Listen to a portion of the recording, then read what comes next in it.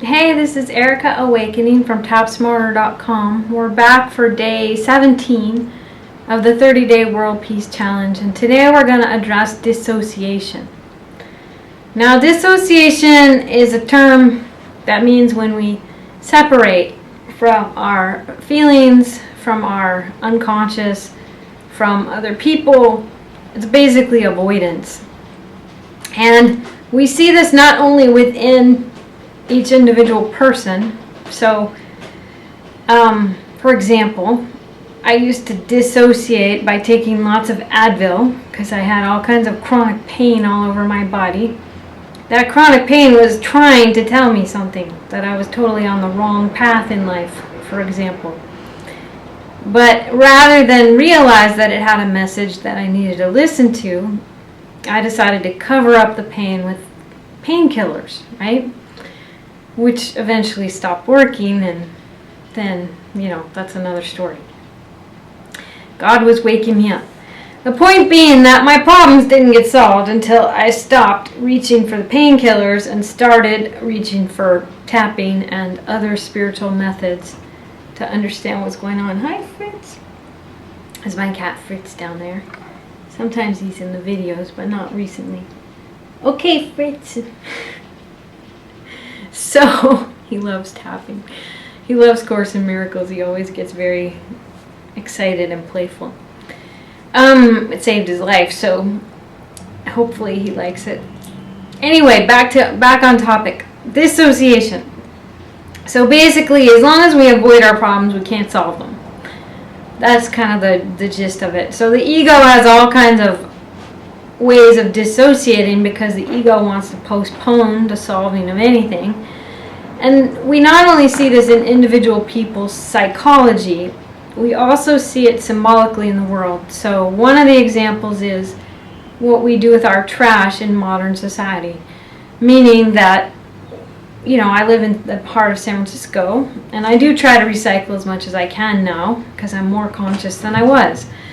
But there's still a certain amount of trash that I create, and then it's a form of dissociation that trash then goes out to a landfill somewhere where I don't have to deal with it, right? Now, I want you to think of that as a metaphor for your whole life, because that trash, like all those people in your life that you threw away because you decided they were less than you, unworthy of your love, etc., yeah, that's all dissociation. That's all a bunch of baloney. If we're being unloving toward anyone, we're being unloving toward ourselves. If we're avoiding any problem that someone else has, we're avoiding ourselves. If we're throwing our trash away and it's going to a landfill where we think we don't have to ever deal with it again, we're dissociating and we're not solving our problems, right? So now we all gotta, and you can see how as consciousness increases, the amount of composting and recycling I do has increased dramatically. I'm much, much, much more conscious of not just throwing stuff away than I used to be. And that's a symbolic representation of the healing that's happening. It's like this realization that you can't just throw your trash away, you gotta actually deal with it. Right? So let's go on Karate Chop, and all my videos are metaphorical. This is just an example of how metaphorical it can be, but all of them are metaphorical. So on Karate Chop. Even though I do not see how we are ever going to have world peace with everyone dissociating. Nobody wants to face their feelings. Nobody wants to face their shadow self. Nobody wants to face the people they've been avoiding. We still think we can throw our trash away and that we aren't going to have to face that problem eventually. We still think we can throw people away. They make us angry. We write them off. We stop talking to them. We put people in prisons. We kill people. We kill animals, and we dissociate from all the pain of that. How is there any hope of world peace when we won't face our problems? I love and accept myself anyway. Okay, let's go on the top of the head. Even though there's so much dissociation, nobody wants to face anything. It's too overwhelming. So many people are anesthetizing themselves, have become numb to the pain. Some of them do it through machismo. After all, men don't cry. Some of them do it through drugs and alcohol. A lot of people do it through prescription drugs. We all have our escape mechanisms. We all have our ways of getting away from our problems. Whether it be isolation, throwing our trash away, and thinking it somehow solved the problem. We have people we haven't talked to in years. People we refuse to see in person. People we throw in prisons. We try to pretend we can keep doing this indefinitely. But eventually that pollution comes back to bite us. And the truth is, if we're being unloving to any brother or sister on the planet, we're being unloving to ourselves. As long as we're writing some people off, pretending that animals don't have feelings, running gruesome testing on animals, pretending that some people don't matter, pretending that we're above some people, so they just become trash to us, using people sexually, using people for money, using people for any purpose other than love. There's just no hope for world peace. And now we're so overwhelmed by the pain of facing all these problems that we've been dissociating from for so long.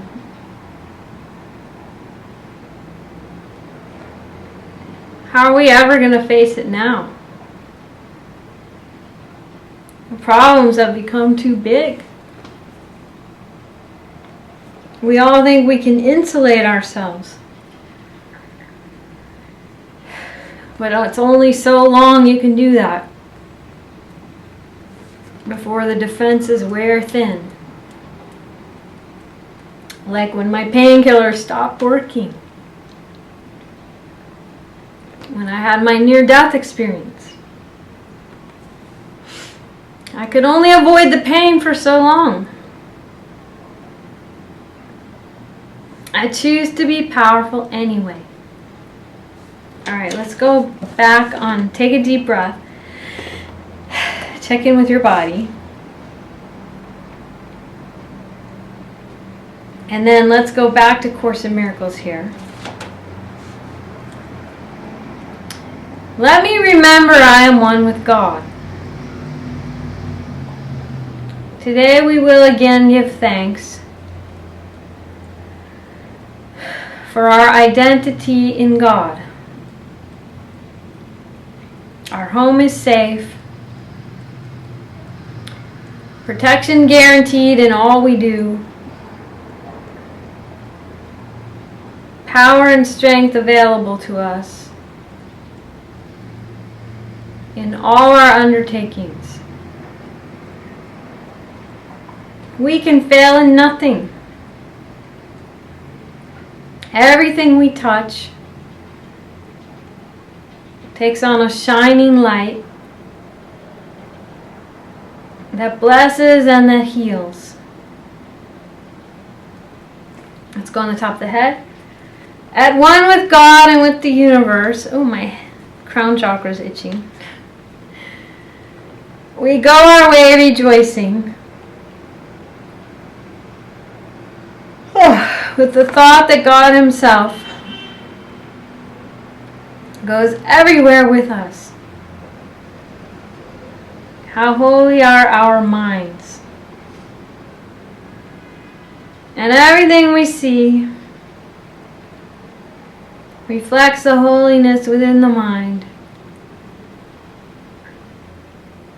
At one with God and with itself. How easily do errors disappear, and death give place to everlasting life.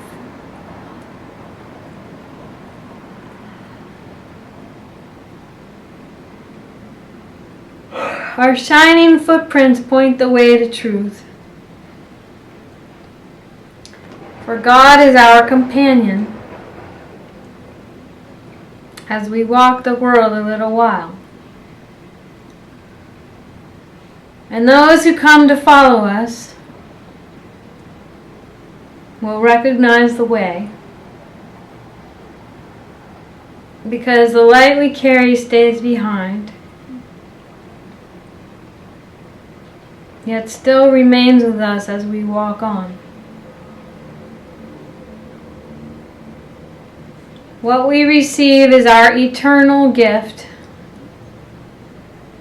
to those who follow after, and to those who went before or stayed with us a while. And God, who loves us with the equal love in which we were created, smiles on us and offers us the happiness we gave. Alright, let's go back on karate chop. We join in this awareness as we say that we are one with God. For in these words we say as well that we are saved and healed,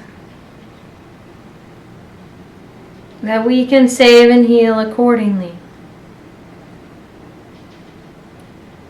We have accepted, and we now would give. For we would keep the gifts our Father gave. Let's go on the top of your head. Peace be to you today. Secure your peace by practicing awareness.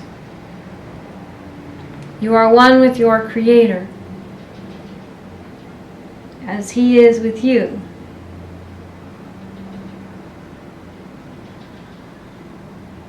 Perhaps today, perhaps tomorrow,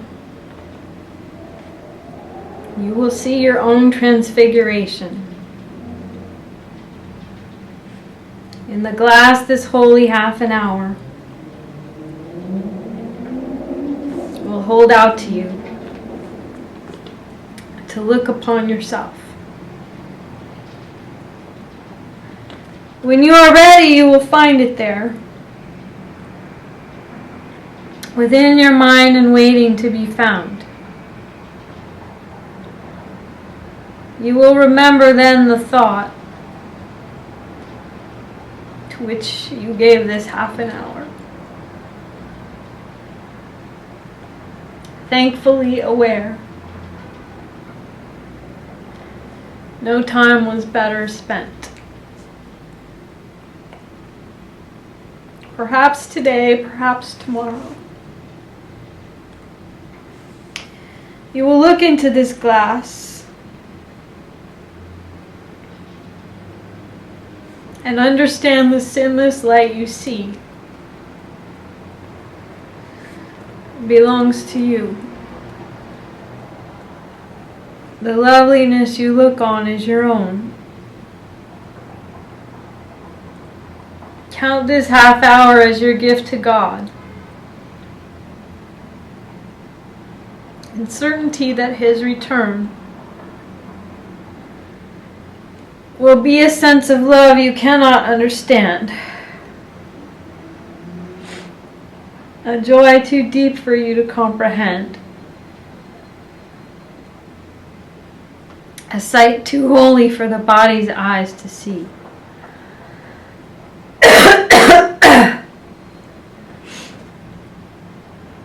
And yet you can be sure someday, perhaps today, perhaps tomorrow, you will understand and comprehend and see.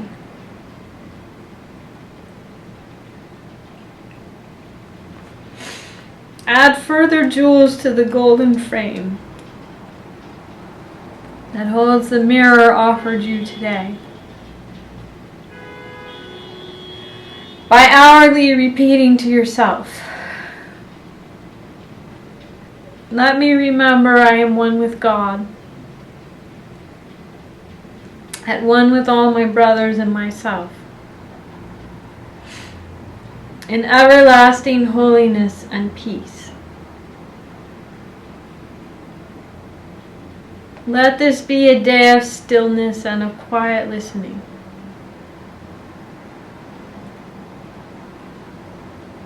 No peace is possible until His word is heard around the world. This world will change through you. No other means can save it. For God's plan is simply this. The Son of God is free to save Himself, given the Word of God to be His guide, forever in His mind and at His side, to lead him surely to his Father's house by His own will, forever free as God's. He is not led by force, but only love. He is not judged, but only sanctified. In stillness we will hear God's voice today, without intrusion of our petty thoughts, without our personal desires, and without all judgment of His holy word. We will not judge ourselves today, for what we are cannot be judged. We stand apart from all the judgments